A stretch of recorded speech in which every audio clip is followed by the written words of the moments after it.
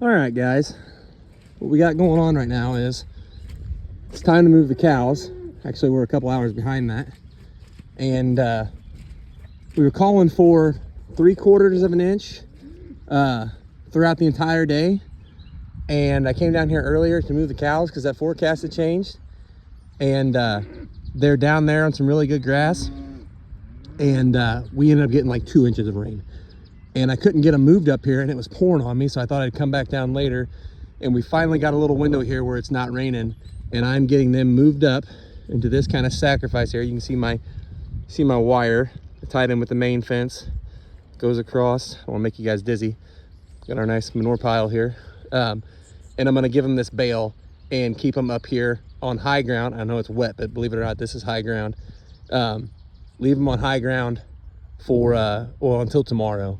And they'll have a bale and they'll be up here and they'll be okay. But right where they're stopped at right now, it's a swale, and you can see all that water from the neighbor's field. It all runs through right there. And we got some young calves out here, and they're calling for even more rain here very shortly. So I'm taking a risk by just shooting this video. And that's those calves bed down out away from mama because they can get under the wire, and I'm afraid they're gonna get sucked up in a flash flood. That, and I don't want them pugging up what is our best spot on the farm where they're grazing at down there. So I am going to try and get them to cross that water. Looks like they're starting to right now. Get them up here. I'll unhook that wire, bring it across, bring them straight in, and just let them hunker down up here for the next 24 hours. It may be stormy, but it's kind of pretty. All right, got them all up here. And I want to take a moment, say God is good. We've got 3 calves, 1, 2, 3 baby calves. Everybody is accounted for. Nobody got swept away.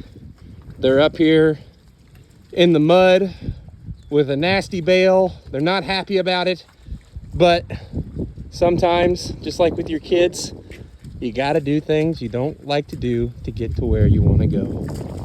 Want to come down here, get a shot of this swale. I ran a wire down it yesterday because it's springtime. We know we're gonna get rains. We know this ground is wet. So I did not want to graze through this year. So I ran my wire down it, and I'm gonna graze off of it. I don't know, makes sense to me. I don't know if it makes sense to you, but I figured that way I would get the least amount of damage to the ground. But yeah, we got water running. It's hard to see, but it was running worse. You can see this right here. Right here is where the water's at. Right there is where it was just at before I came down here. And the forecast is saying the worst is yet to come. So this swale here, and like I said, mamas are right there. The fence that they're under goes right through there, but those babies, those little calves, been coming out here and bedding down, and storm comes, everybody gets confused, and all of a sudden flash flood happens, and it can happen quick. There's several hundred acres that come right there, and water can come quick. So we wanted to get them moved before it got too late, but this was it, our nemesis for today. But God is good. I talked to him on the way down here. I said, let it all be all right. If it's your will, let me get these guys where they need to go. And man, oh man, if it didn't go super well, and now he's even holding the shower head off so I can talk to you guys for a little bit. Also, this is where we took him off of. Honestly, not too bad. I'm gonna get myself in trouble. It's starting to rain. I'm gonna get rained on going back, but I want to show you guys.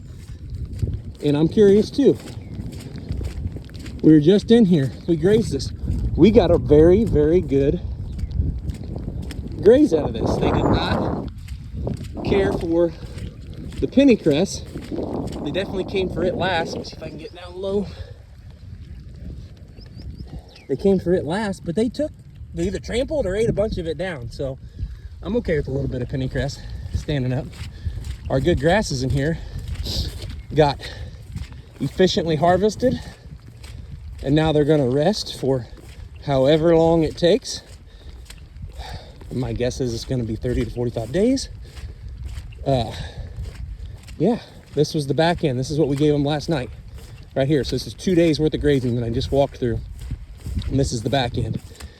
And you can see, put my hand in here. That's a good graze. They didn't leave that stem, right? They took it all the way down. A bunch of those just like that. I'm happy with it. When that stuff comes back, a lot of this is orchard grass over here. When this comes back, it's going to be all leafy, and in the summertime, it's going to have a lot more of a balanced nutrition in that leaf too. It'll be more fiber than it is right now in the spring. In the spring, it gets very watery, very high in protein. Splish splash! I was taking a bath. My kids would be having way too much fun in this. Wait, am I having fun? I'm not having fun. I'm an adult. Here's the real river.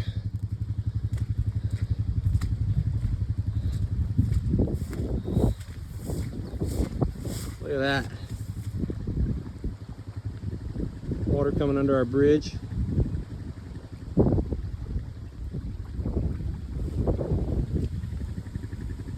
The ducks up there. You guys were born for this. I was born in it, molded by it. Whoop, sorry about that. Got a crack on my camera lens when I zoom out, so. But would you look at that? Our wire is actually a little creek crossing wire. If I can get in here. It's actually not down in the water right now. Mr. Driftwood right there popped up and got it out. So I'm gonna go turn the fence back on. Our cattle are trained well enough to the hot wire. I think I could leave it off overnight and they wouldn't test it. Which is, sorry, did it again. Which is what I would do in a situation like this, because we're just going to be pumping volts down into the water because we're going to have some fence that's in water in these flash floods. They make creek crossing automatic shutoff. So if you have a creek crossing and it's an electrified creek crossing, and if the water gets up into it, it'll automatically shut that portion of the fence off, so the rest of your fence doesn't go down. I'm interested. It's probably in our future, but to be totally honest, most of our floods are flash floods, and it's really not a major concern. Also, just observing this water here, I don't like that. I don't like it one bit. That brownness. I'm right next to our corral here, and our corral is a little oversaturated, and I want to get in here and clean all this out, pile it up, get it composted, save all that good pumpkin pie from over the winter and the couple times we had to have them in here, and it's being ran off a little bit here because it's such a heavy rain. So don't care for this, but it's my fault. I haven't had a chance to get in here with the skid steer. Our skid steer was down a little bit. It's fixed now, but I need to get in and get this piled up on a little bit higher ground where it's not gonna run away from me. So anyway, we're gonna turn this fence on. Let's see what we got. Normally we're running between 6 and 8,000 volts. My guess, all right, let's take bids. My guess, I'm screwing around because I need to get home. My guess is we're gonna be at 3,000 volts. Let her balance out. Ooh, 4.5. I'll take that. I'll take that. All right. All right. Okay, time to get home. Stay dry.